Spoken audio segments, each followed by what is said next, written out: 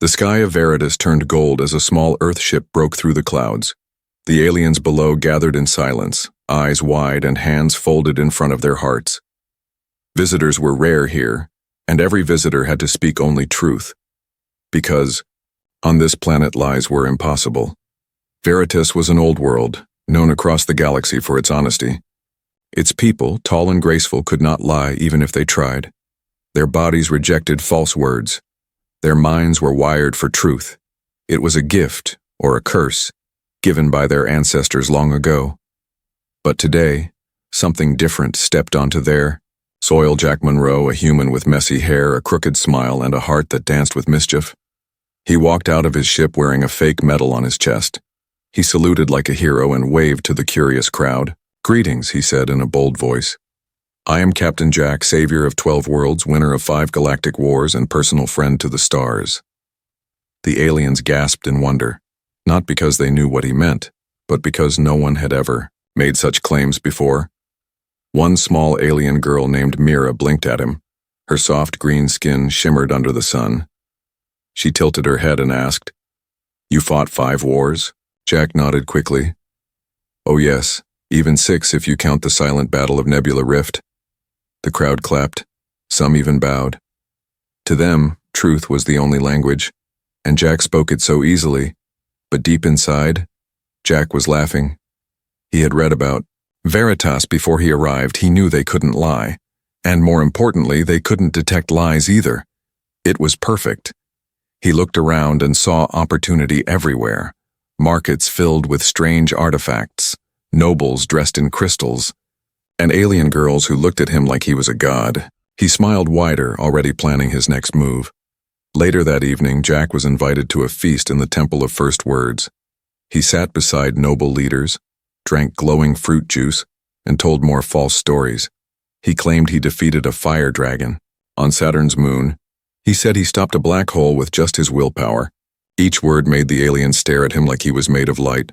One elder alien, however, didn't smile. She sat at the end of the table, old and quiet, with eyes like deep wells. She leaned close to her assistant and whispered, "The liar has come and the end begins." No one heard her except the assistant, who dropped his cup in fear. Outside the temple, Mira watched the stars alone. She didn't know why, but something felt strange. Jack's words were sweet, but they danced too much, like they were hiding something. Still, she wanted to believe him. He had touched her heart with stories of courage and kindness. That night, in his guest room, Jack looked at himself in the mirror. He took off his fake medal and tossed it on the bed. "These people are too easy." He chuckled. "I just say anything and they eat it up." He opened a pouch full of gifts he had received. Gems, scrolls, and something that looked like a crown. "Girls' gold and glory," he said, "all for a few lies." But just then a soft knock came at his door. It was Mira, holding a small fruit basket and smiling. "I brought you this," she said. "It's tradition to share with new friends." Jack took it and thanked her with charm. As she turned to leave, she paused. "Jack," she asked quietly, "what is Earth like? Really?"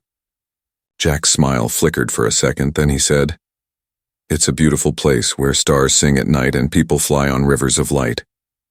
Mira's eyes glowed with wonder. "Wow," she whispered. "That sounds magical." As she walked away, Jack closed the door slowly. For the first time, his heart didn't laugh.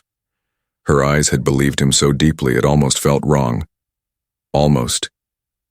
The old oracle's voice echoed in his mind, though he didn't know why. "The liar has come."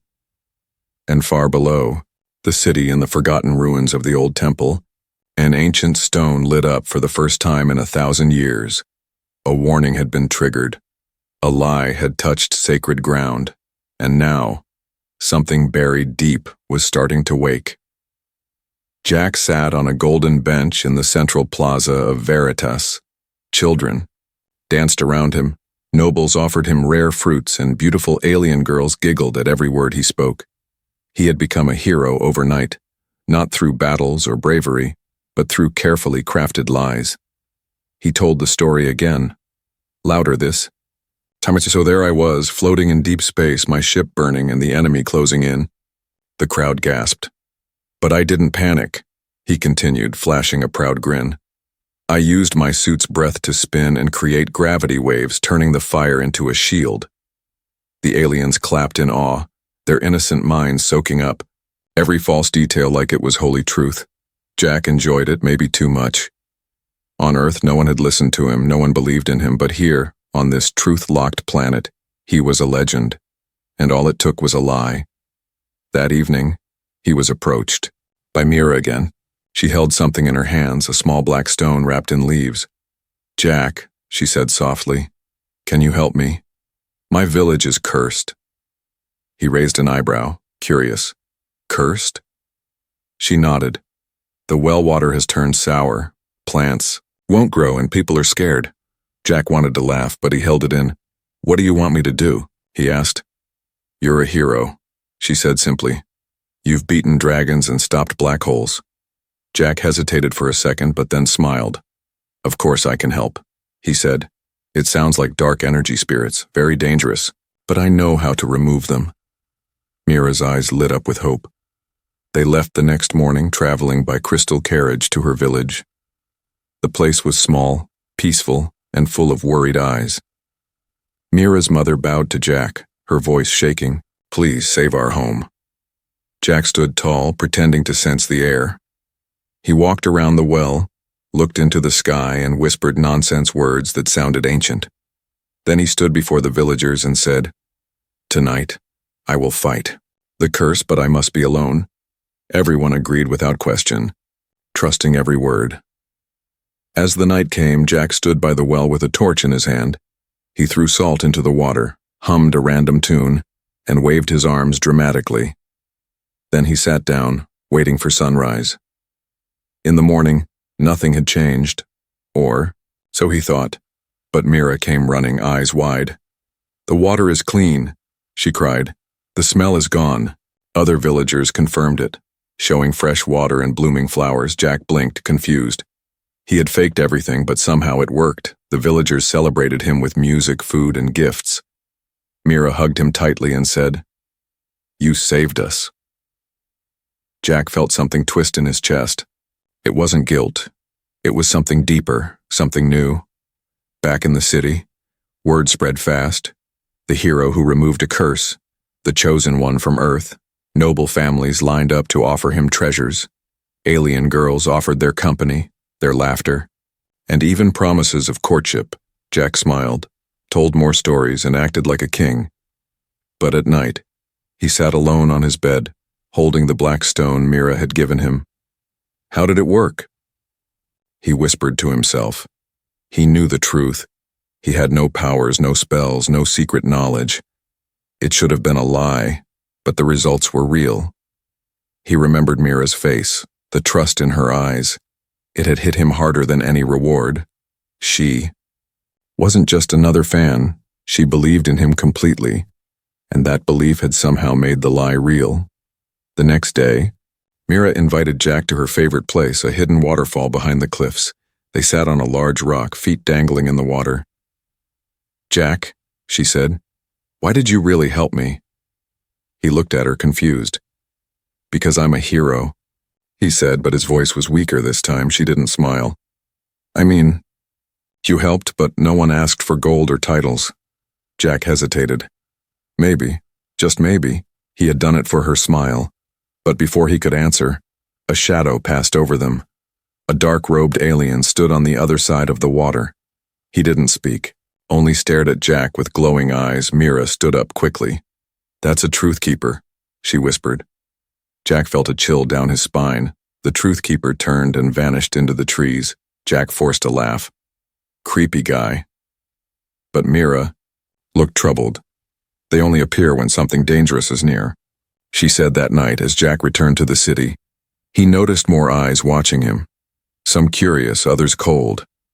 The lies were piling up, building a castle of glass, and he knew that if one stone broke, everything would shatter. Still, he told himself it was worth it. He had fame, gold, and attention, things he never had on Earth. But he also had Mira, and her belief felt heavier than any crown. As he lay down to sleep, Jack whispered to the darkness, "What if the sweetest lie becomes the hardest truth to carry?" In the deepest part of Veritas, far beneath the glowing cities and floating gardens, an ancient temple stood silent. It was older than memory, carved into black stone and covered in sacred symbols. This was the Hall of Echoes, home to the Truth Keepers, a secret order that watched the world in silence. They were the guardians of Veritas's oldest laws, the protectors of truth. Only a few aliens knew they still existed. Fewer still dared to speak their name aloud. But now they stirred again, awakened by something dangerous. A ripple in their perfect world, a voice that bent reality, a voice that lied. One truth keeper called Ven stood before the sacred pool. He dropped a glowing orb into the water, and an image appeared. It showed Jack Monroe laughing with nobles, kissing the hands of alien girls and speaking lie after lie. "He is the one," Ven said, his voice dry like dust. Another keeper stepped forward, older, her face hidden by a silver veil. "He brings chaos, yet the people call him hero," she whispered. "The lies flow freely now," Ven said, "and the longer he stays, the more our people will suffer." They raised a hand together and touched the stone wall.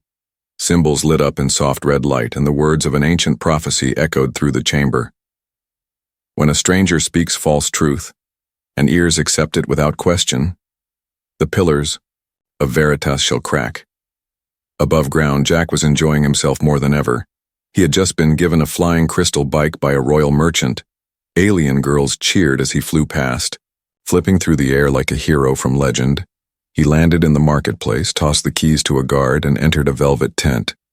Inside waited another noble, this time a woman named Sirea, a high priestess of the Moon Temple. She offered him fruit and rare perfumes. "Tell me, Earthman," she said sweetly, "do you really speak to the stars?" Jack grinned. "Every night," he replied. "The stars whisper secrets to me that no other can hear." Sirea smiled, enchanted, and handed him a scroll. "Then tell us what this prophecy means." Jack stared at the scroll filled with strange marks. He had no idea what it said, but he didn't blink. He pointed at a symbol and said, "It means great fortune will rise from the west and Veritas will shine brighter than ever before." Gasps filled the room. Sirea bowed her head and said, "Then we must prepare." Jack left the tent feeling powerful. Every lie made him more important, more respected, more desired. But just behind him, in the shadows, Mira watched quietly. She didn't smile anymore when he spoke. She listened carefully to each word, each gesture. Something inside her was changing. Later that night, she followed Jack to a small tavern where he often stayed. She waited outside, hiding behind a tree. She wasn't alone. An old alien woman appeared beside her, the same oracle from the first feast. "The truth has—" "Wait, child," the woman said. "And so do lies," Mira whispered. "But he helped my village, the curse ended." The old woman placed a wrinkled hand on Mira's shoulder. "Even a lie can carry magic if enough hearts believe in it," she said. "But magic built on lies always demands payment." Inside the tavern, Jack was counting gifts he had received, gold rings, crystal tokens, and dozens of perfume bottles. "This is too easy," he laughed to himself. Suddenly, a soft breeze moved through the room, though no window was open. He turned and saw a tall figure in a dark robe standing in the corner. Its eyes glowed silver. Jack jumped. "Who are you?"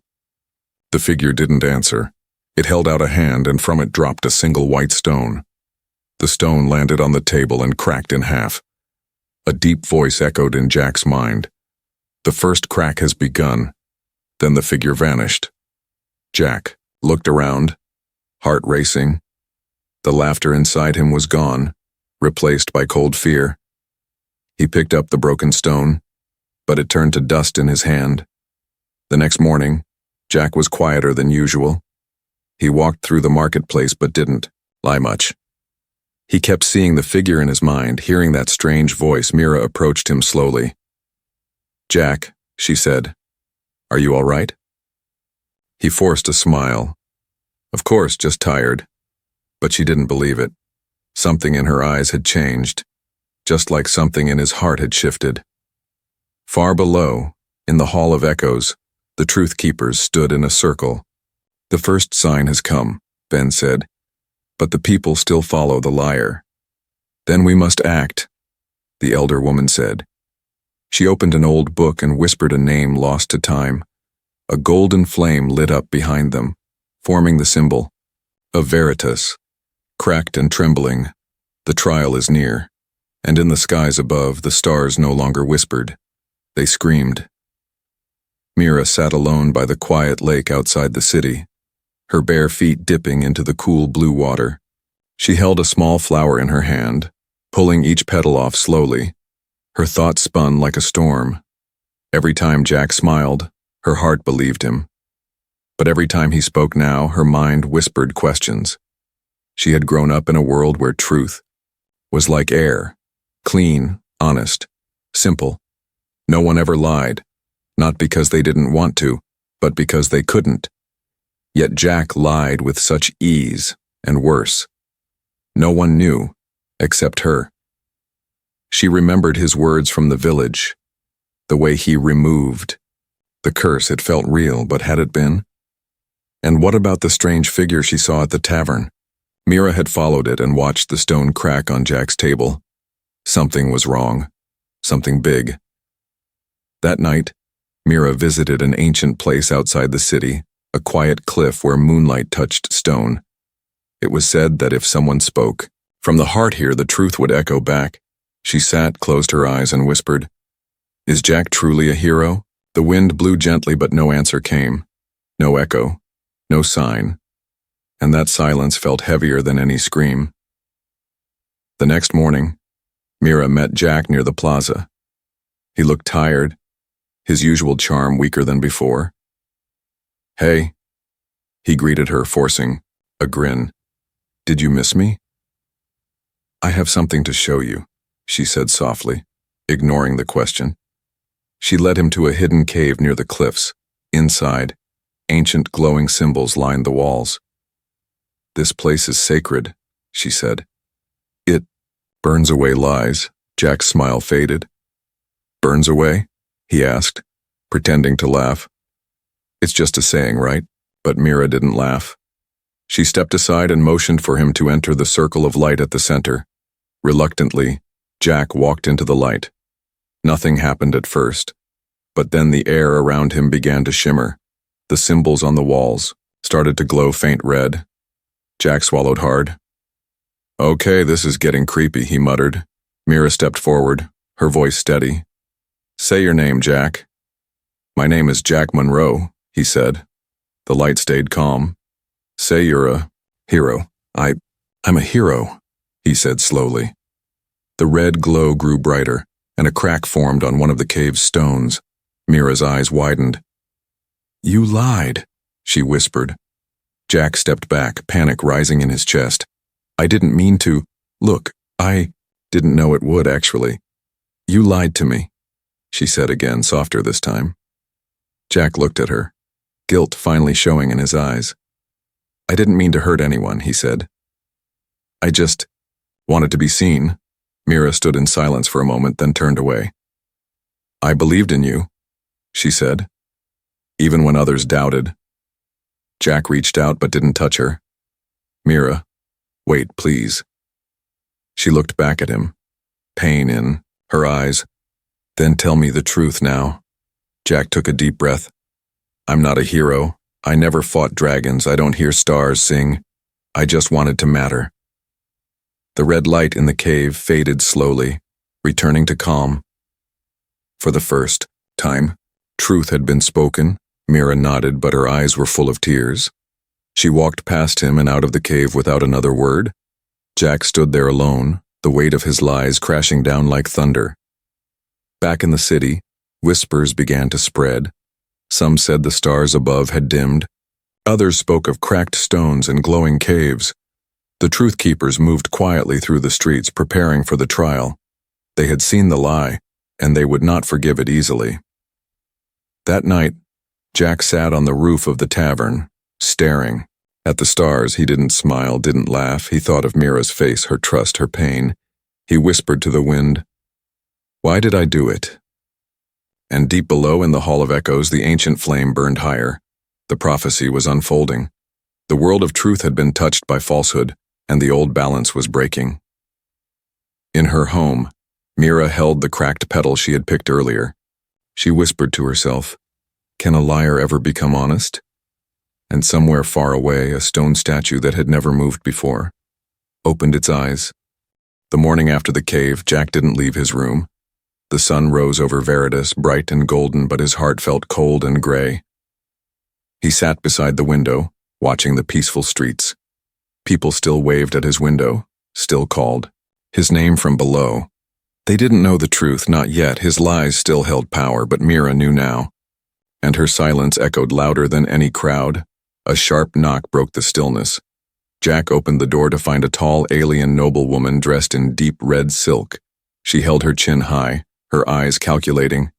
"Captain Jack," she said, "I am Lady Syrexa, matron of the Eastern Sky clans." Jack nodded slowly. "How may I help you?" She stepped inside without asking. "I hear you can see the future," she said. "You spoke to the stars, saved a village, changed fate."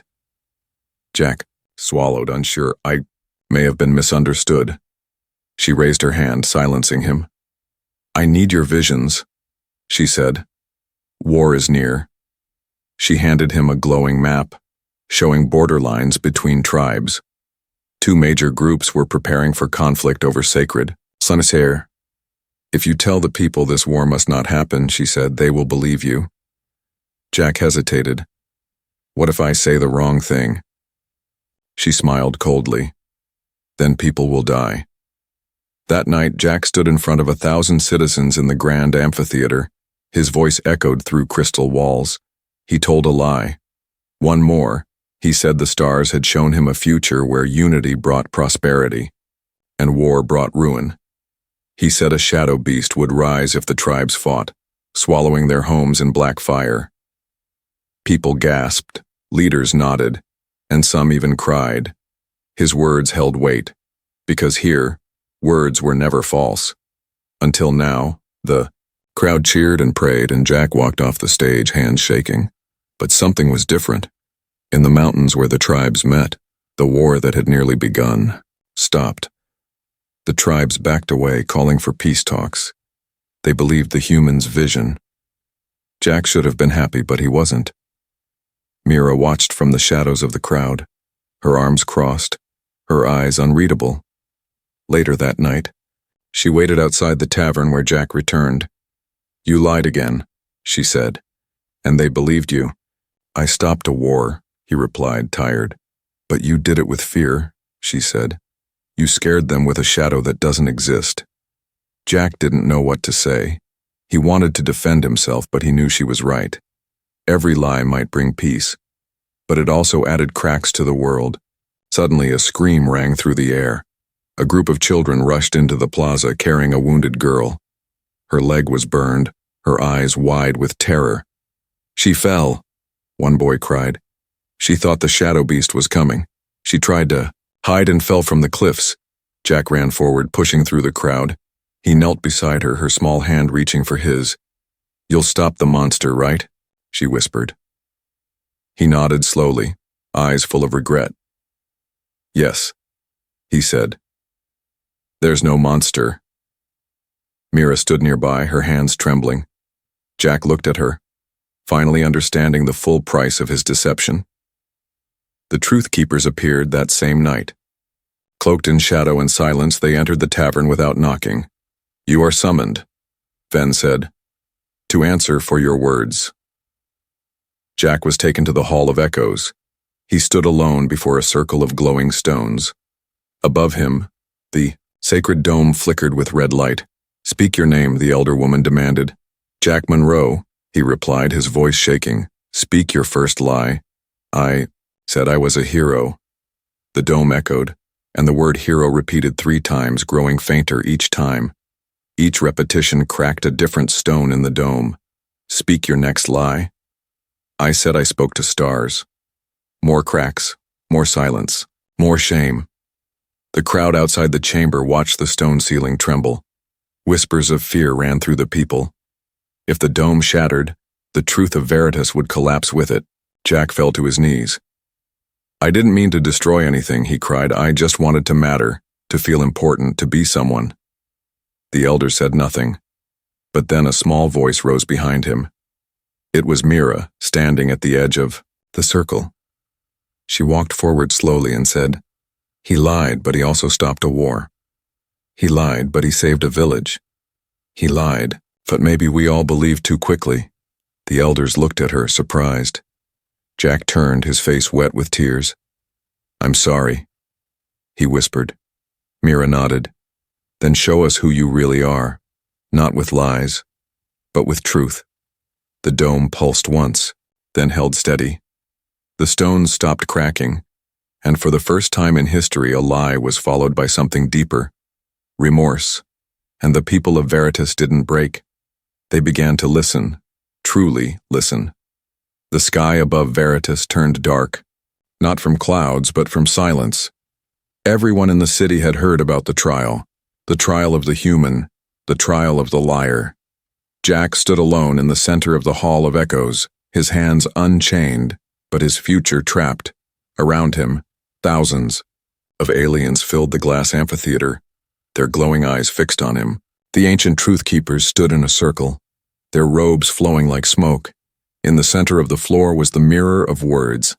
It did not show reflections, it showed truth, and truth, when spoken by a liar, always left a scar. "Let the trial begin," Ben announced, his voice deep and final. Jack stepped forward, the floor lighting up beneath his feet. A deep hum echoed in the chamber like the heartbeat of the planet. "State your name," the elder woman said again. "Jack Monroe," he replied, but his voice cracked. "State your planet." "Earth." Then came the question that shook the room. "Why did you lie?" Jack looked at the sea of faces, many still filled with confusion, others with anger. He saw Mira in the crowd, silent, waiting, watching. He took a deep breath. "Because," he said slowly, "I was tired of being invisible. I came from a world where no one saw me, no one believed in me, no one cared. I saw a planet that believed everything, and I thought, maybe I could matter here." The mirror of words shimmered gently. No cracks formed. It was the truth, not the kind told with pride, but the kind spilled from pain. A younger truth keeper stepped forward. "You manipulated faith, twisted innocence, caused harm," he said. "Should your feelings excuse the damage?" "No," Jack said quietly. "They don't. I made choices, selfish ones. I turned honesty into entertainment, truth into a game." A new image appeared on the mirror of words. It showed the little girl who had fallen from the cliff, bandaged and silent. It showed two tribes nearly at war, their armies paused only because of a lie. It showed Mira turning away from him in the cave. It showed every moment the lie had cut deeper than he intended. The crowd remained quiet. Even the children understood what was happening. "Do you wish to lie again?" the elder asked. Jack shook his head. "No," he said. "I wish to earn forgiveness. But not with words," he added, "with actions." The elders whispered among themselves, their voices like wind through broken trees. Finally, Ven raised his hand. "You are sentenced to silent exile," he declared. "You will walk among us, but none shall speak to you. You may not perform. You may not preach, you may not pretend. For one cycle of moons you will be invisible, not by force but by choice of the people." Jack felt the weight of the sentence fall like a mountain. It wasn't prison. It was emptiness. He would live in a city that refused to see him. He would know exactly how it felt, to be what he once claimed. The crowd began to turn, slowly walking away, but Mira stayed, her eyes locked on his. She didn't speak, but she didn't leave either. Jack lowered his head. He didn't cry, not this time, but he felt something inside, him shift like a door opening for the first time in years. That night, Jack left the tavern quietly, his room still filled with gifts he no longer wanted. He slept outside the city walls under the stars. No one offered him food, no one called his name, and yet, in the silence, he began to think clearly. He saw how his lies had become chains, how the praise had turned into poison, and how truth, though heavy, felt clean. The next day, he woke up early and helped an old alien farmer carry water jugs. The farmer said nothing, just nodded and walked away. Jack didn't expect thanks anymore. Later, he repaired a broken fence near a schoolyard. Children watched from a distance, unsure, but when he left, one small alien girl placed a flower where he had worked. It was silent. But it was not rejection. Days passed, and Jack kept working, quiet, honest, alone. He didn't speak unless spoken to, and no one did. But slowly, people noticed. He stopped telling stories and started making them. With his hands, not his. Tongue Mira saw him often from afar. She saw him clean fountains, fix carts, help the sick, all without lies, without applause. And on the 28th night of exile, Mira found him sitting by the same lake they once visited. She sat beside him, silent for a long time. Then finally she spoke. Jack. His eyes widened, her voice like music he hadn't heard in weeks. I see you now, she said. Not because of what you said, but because of what you did. Jack nodded slowly. I think I finally see. Myself too, he whispered. And above them, for the first time in a generation, the stars twinkled with soft golden light. No lies, no fear, just truth, quietly blooming like dawn.